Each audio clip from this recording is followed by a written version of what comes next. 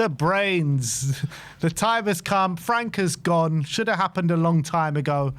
How are you feeling today, my friend? Oh, you're mute. You're mute. What a rookie mistake. It's not like you haven't been coming on here for about 6 or 7 years. Frank's rookie Classic. errors. It's a perfect way to start the call. Brains out. Jumping between the all. Yeah. Yeah, but go Absolute on. noob. Yeah. Noob tactics. Gav, what was your reaction when you first heard the news?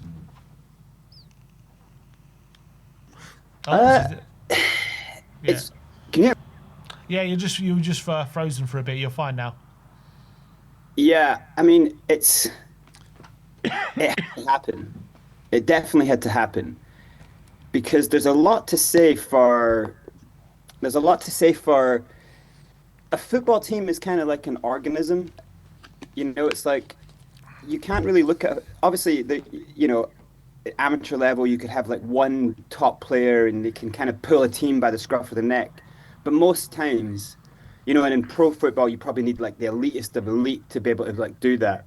But most times, if a team together, like don't rate something that's going on, if not every one of your 11 players are feeling it, then you're going to lose the game. And you can see that they've gone through the motions, but you can tell it's so clear that they just did not believe. He did not inspire confidence in them. Like he is a pragmatist, but it's from the very start all the way through. Even last night when the guy asked about losing when they scored their second goal, he his little breakdown of those events. He was like, yeah, it's great. You get in the game, and you want to try to get the winner, but you can't lose that goal there. And even in that, it's like. Wait, that's the wrong. So you're slamming them for trying to attack. Like if Gallagher gets that ball right, we could be 2-1 up, and yet he's saying that we shouldn't have been going gun ho at that point. And it's like, dude, you are nuts, man. Sometimes I just can't actually believe some of the stuff that he says. It's mind-blowing. In terms of, his biggest failings, you think, what sums up his tenure at Tottenham? What do you think has led him really to this point where he's now been sacked 7 months into the job? What would you say has been like the main thing that's cost him? I think, okay, all seriousness, it's probably his lack of man management, his personality, if anything. Like you saw from that clip that was going around of him in the dressing room in pre-season, and just I think it was like so early when he kind of put his voice into he's trying to project his voice over the noise. It got squeakier and more comical, like a cartoonish, and you can see the players like looking up and kind of trying their hardest not to laugh. That's not a guy you can call the Gaffer. Like you can't, So I don't think he ever had the respect of the players, but then also his way of like not being personal, like his whole approach to football just didn't seem to. It was completely at odds with the makeup and the potentiality and the specificities of the players, of the qualities of the players of the team. Just at loggerheads, just did not. So I think that kind of sums it up, is that he was just not the guy for a top 6 team, for a big team, come into a big dressing room and kind of like inspire. I always think like you can't have a team go through and people can like talk down the Europa League, whatever. It's still like the second highest European title you can get, right? It's still an elite of elite competition. You can't have a team go through what they went through last season with a manager like Ange and succeed. To them, after conquering the what they went through, they would have felt like warriors. They would have felt like the world was possible. And yet then they lose that gruffy dad-like voice in the changing room, who to them, they would have realized he propelled them towards that win. To lose that voice and then have yeah, like this weird squeaky voice. It's just God. it's such a dip, you know, and you can't get a manager from lower and bring them in to someone at that to a team at that level and expect the players to respect that guy, right? Like they have But to he get comes someone. across as like a PE teacher, doesn't he, Brains? Like, just like Jose Mourinho always said it, the nice guys never win. And he just seems way Yeah. too nice to be in a job like this.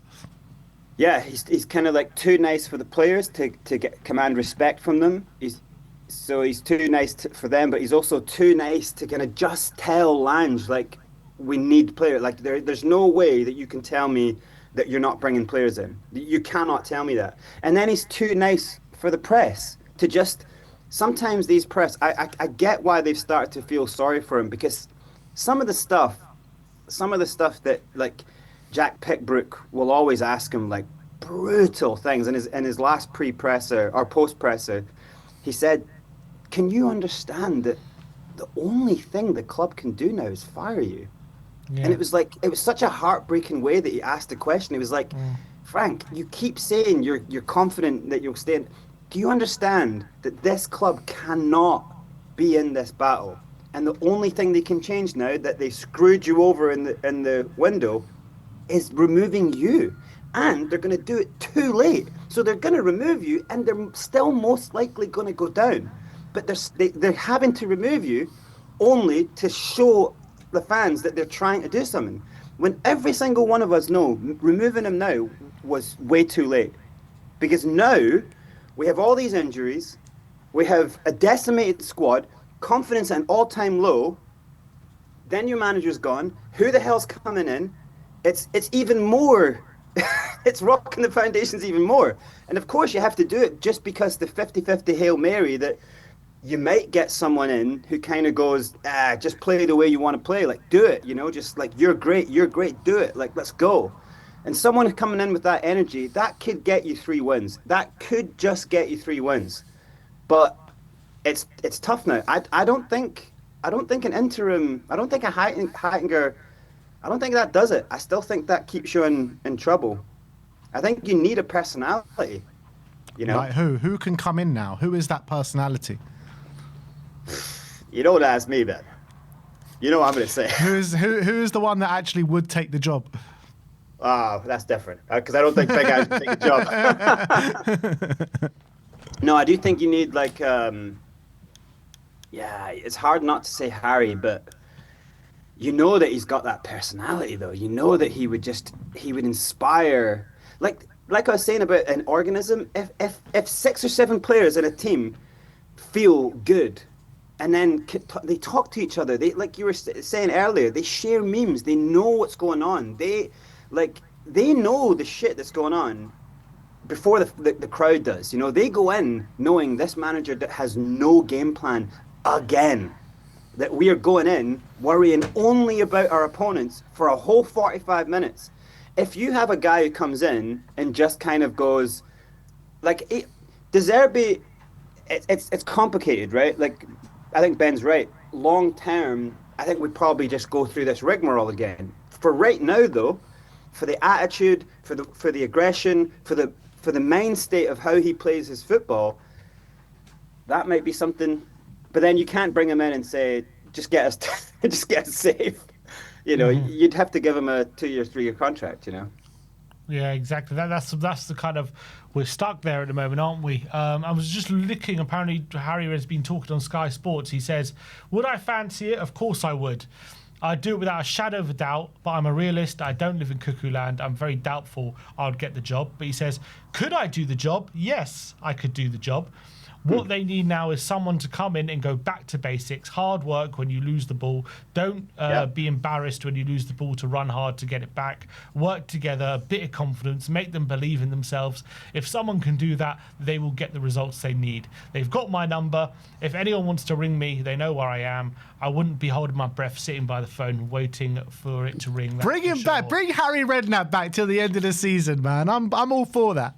He's such a good guy. Honestly, I do think he would just even that simple thing of saying bring it back to basics. Sometimes that really is what it is, because sometimes like pragmatists get so caught up in strategies. You can see that was a problem for Thomas Frank. He's got so much things going on. He's panicking so much that he just can't get a simple thing. It's like in times of struggle, stay tight, and then when you're on the ball, complete 12 passes. Once you complete the passes of like 12, 15 passes, your team all get a touch of the ball. They feel confident.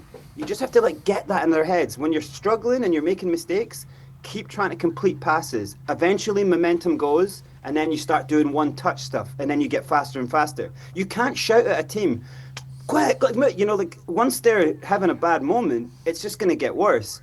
And like sometimes you see Xavi Simons. Now he's such a good footballer. He really is.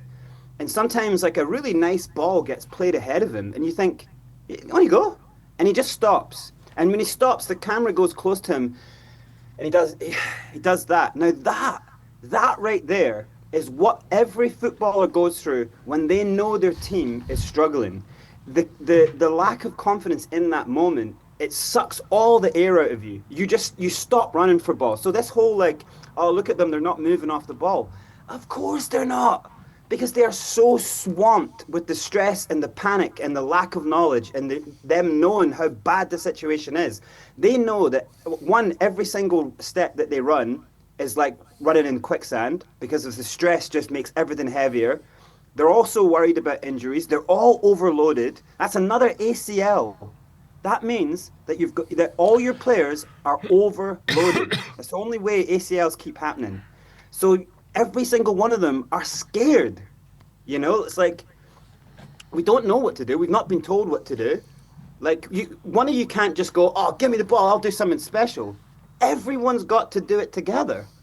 So that's how you can see any team in the world, like once a manager loses the will from them and doesn't know what to do to get them to play, it's gone. Like it's not even a case of they can play for him. It's not. Honestly, it becomes impossible. That's why another manager coming in, going, look, before we hit the pitch, let's sit in the kind of in a room together. Let's all sit, talk. Let's talk about what we want. Let's talk about what the problems are, and like have a laugh, get them going, and then go on the pitch, and then slowly but surely build up a style of play.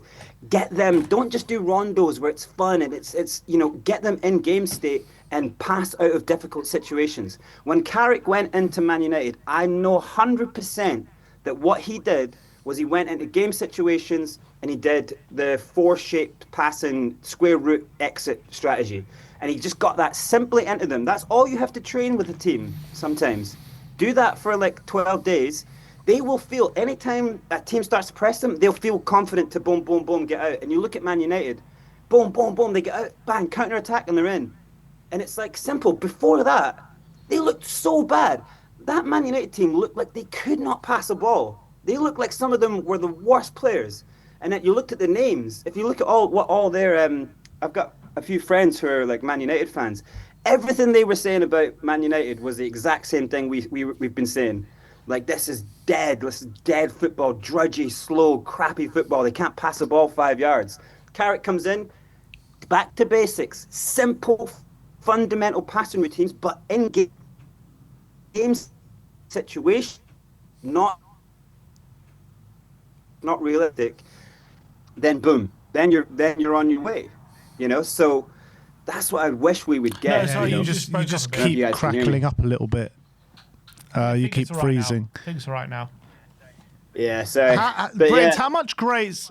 How so much grace do you give Frank for not having Kulusevski, having Maddison, the injury crisis that we're going through now? How much grace do you give him for that?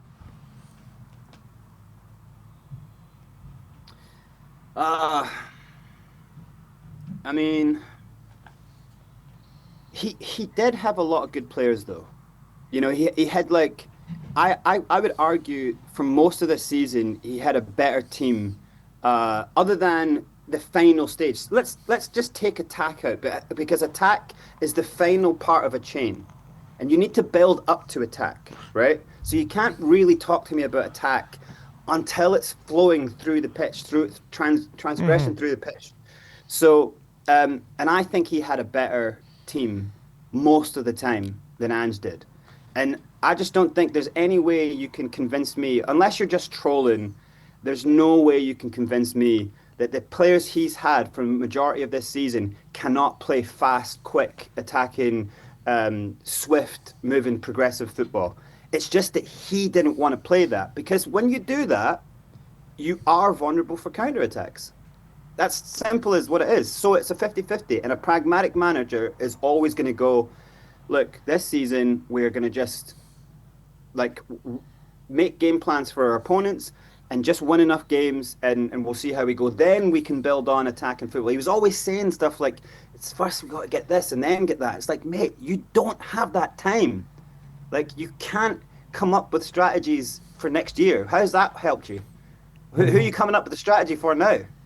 Yeah, you don't have a job. He's coming up for his strategies against Wrexham and Plymouth away next season. Yeah. So that's what I mean. I think there's no way you can convince me that he didn't have a good enough team, you know? Yeah, well, what do you think of... there's been a source saying that apparently he's been talking a lot about Arsenal in behind the scenes, and the players got sick of it, saying just shut up, stop talking about Arsenal. One source said apparently, because he was always going on about how good Arsenal are, and they're like, for you, like, should we be taking inspiration from Arsenal, and should that be being relayed to the players, or because they're such a rival, you know, should he be dealing with it in a different way? Yeah, I hated it when he would do it in little bits in pressers. He would reference their kind of defensive prowess and stuff, and it's like, mate, you're the manager of Spurs. Like, for me, if you don't understand that if you're the manager of Spurs, you don't praise Arsenal, unless it's like very contextual situations. Like, I just don't think he understood that. And yes, Arteta is quite a pragmatist as well. But if you've got Arsenal's squad, then maybe reference. If you've got like that many players in your squad, you know, no injuries, and then kind of you can. But I think that is nuts. To be these players all understand the history of Spurs. They all understand the battle with Arsenal is our biggest games of the season.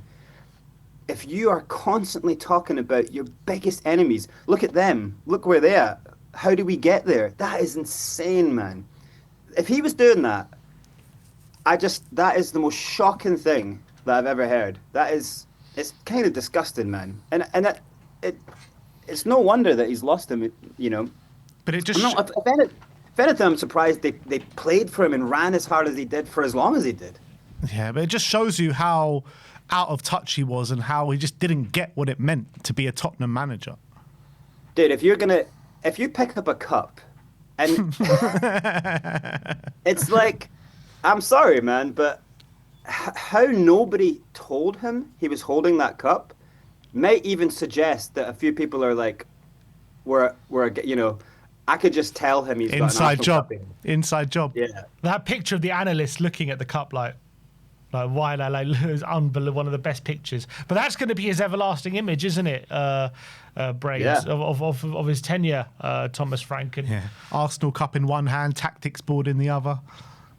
But it's funny though, because like in one isolated incident, I think you could kind of just you couldn't forget it, but you could kind of say, well, okay, Arsenal played it a week before, fine, fair enough. But it's the fact that then he's talking about them every week to the players, and they hate it. And then he's got the cup, and then Vinay's, you know, former Arsenal CEO. It starts to kind of, those kind of things can gather speed pretty fast, you know. Yeah. It's just a shocking situation that we've managed to get ourselves here, like not long after winning, and making all that change. Like, when a team has kind of come through something, you know, that's where you get everyone together. It's all hugs, it's all love, and instead, like Stell said last night, they just tossed a grenade and all the goodwill that had built from winning that trophy. In terms of what you've been saying about, you know, just getting back to basics, getting players to be confident and stuff, for you, you know, what you've seen from Tottenham in the last few weeks, you know, first halves we come out and it's absolutely passive and slow, and as soon as we're behind, you know, and we have throw caution to win, we actually look quite good. Is that evidence for you that if we just got a manager, just throwing a bit of caution to the wind from the moment that the game starts. There's evidence already that these players, can get the wins needed. 100%. Like on game day, when the first moment you see the Gaffer, what you want is him going, "Let's fucking go." Like you want emotive stuff. I would say, obviously, you've got preseason, you've got your strategies, your game plans. Your system has to be embedded into players, and I think that's a big problem because there's no system, or there's too many, and they don't know which is what. But aside from that, the 80% of coaching is people management. The 80% is inspiring confidence. The 80% is about, you are good. Let's go. Like, it's about riling up a dressing room so people go out to go to war. Now, pragmatists don't like that because they think that leads to early mistakes. So that's why a pragmatist would say, no, protect. First 10 minutes, principle, don't lose a goal or whatever. But how's that worked out for us? Because we are dead in the first halves. You can see in the second halves that players just go, like, look, forget. It's either this, right? It can be only two things. He has no game plan up front. It's just sit back, let's see what they do. Or and then second half we'll get all the analytics and we'll form a plan, right? So it's either that, or the players just go, like, I'm tired of this. Let's just play. And so I think it is a little bit of both, but I think it's got a lot to do. In moments you can see it's not even full second halves. It's like 20-minute spells. Mm-hmm. That's got a lot to do with like the energy inside them. Like, they take a break, they get a burst of confidence, and then they can go. Obviously, someone might be like getting them riled up themselves, hooking up with each other at the halfway line, getting together before the start of the kickoffs, the second half. That's got a lot to them kind of getting themselves going. I think they can only manage 20-minute spells because their confidence is so shot. They are obviously burned out a lot of the time, but it's not really fitness levels. I think you can look at like stats and see that they will run, they can run. It's not fitness levels, but any great coach will tell you, running is not it. You're running around, you're running hard because you're trying hard to work for the fans and for the manager, right? But that's not football. Run less, play better football. Like, control how much you run, control your bursts. That is good football. Good, confident players do not just run frenetically. In a press situation, you run in your angles and you run hard. But like, we can't get our players to run hard in those press situations because they're so burned out from every other situation that's happened on the pitch. So for me, it's completely foobar under him. But I definitely think you can see initiative. You can see that there's one-touch football there. You can see good through balls every now and then. I think Archie Gray constantly shows me he's like such a phenomenally good football player. But if you put him under negative circumstances, if you keep ripping him out from where he should be playing, it's like you're killing him every time. I also feel a little bit sorry for players like Kolo Muani. 1 week he's playing here, next week he's playing there, next week he's playing there, or then he's on the bench, then he's on the bench next week. How do you get any player to get form under that circumstance? You know the manager doesn't like you. You're not rated. How do we expect football players to go on the pitch in front of 60,000 people and feel confident to start balling out? Your confidence affects your heart rate. Your heart rate gasses you out if you're not confident, so you can't lift your heart rate up. Your lack of heart rate and lack of breath affects your legs, so you get tired or quicker. It's not rocket science. Make them confident. Make them believe in themselves. You don't have anyone else. Make them believe in themselves. Initiate a certain style of play, which is simple. Get them playing game situations, one-touch fast stuff, and then go on the pitch and tell them that they are good enough to do it. Has Frank done any of that? Does that sound like I've described Frank there? Hell no. Hell no. Does it sound like I described Ange there? Possibly. So it's not even a case of I think we need to bring someone like Ange in. I think we need to bring a person who can inspire, get the confidence levels up so that they can maintain their breathing and their heart rates, etc. Sounds like you're explaining Pochettino to me.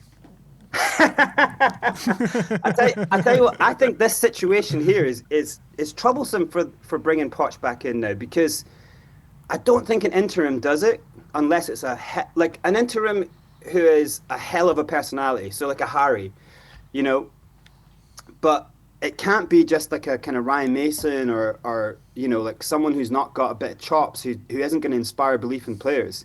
And so I think the hand might be forced to bring in a De Zerbi or someone who might not be the solution long term, but as a fix for maybe now and carry us through next season. But I still think that leaves us next season not really challenging, you know. So I think it's a case of, for me, I think the upsides, just put it on the table. The upsides is bring Ange in. Do I think his verve for the Just game? never happening. It might not, right? But just look at the situation. Bring someone like that in. Because Spurs will never, the business people will never admit to being wrong like this. They will never suck it up and say they were wrong like this. But you bring someone like that in, their attitude and their confidence should get 3 wins, and then with a few players back, you focus on having a real go at the Champions League. Would you say straight out that Ange is not going to do something? Would you do that again? Would you be so confident and ignorant to say Ange couldn't do something if he said he could? I couldn't. So I mean, that isn't going to happen though. And I would like Poch back in, but I think they might be forced to go for a De Zerbi, and then I think we're back in the same situation 12 to 18 months. Someone in the comments says Rafa Benitez. Where's he these days? Rafa Benitez. I think he's out of a job, I think. Out of work. But look, Brains, thank you for coming on today, man. Really good points made, as always. No worries, lads. If you can find me examples of one football team in elite football who had, 5 ACLs in 18 months, 4 in 12 months, that would be incredible. If anyone in the kind of chat could find, if there's another football team in world football who's had 4 ACLs in 12 months. Nuts, then isn't it? Would you consider Sterling back? Would you consider Sterling for 6 months? Nah, hell no. You'd rather no one than Sterling? We've got no one. Pay as you play deal. I think our attack right now. When's Richie due back? Oh, he is due back this month, I think. So the attack is Richie, Colo, and Moani, Tell, Solanke, Xavi. You need, as in, I mean, you could have Xavi and Tell on either side, but you kind of need to bring Tell on. I think Tell's got to come off the bench because he does have energy. But look at that, like Richie, Solanke, Moani. Are you telling me, like, we're all so down on that now, but like, are you telling me that isn't like a strong attack? Would you not have wanted those 3 names together a few seasons ago? we're so negative on these players because of what it's been like under Frank, you know. But a good attacking manager who knows how to progress the ball up the pitch, you get more chances. You get your attack on the ball more, so that their feet start to work. You can't expect much if you're not playing attacking football, not moving the ball up the pitch a lot, for them to be able to get rhythm and play. You know. Big up, Brains, man. We'll speak to you soon. Good to see you, Gav. Thanks, lads. Take care. Be safe. See you later, mate. It's been I don't know.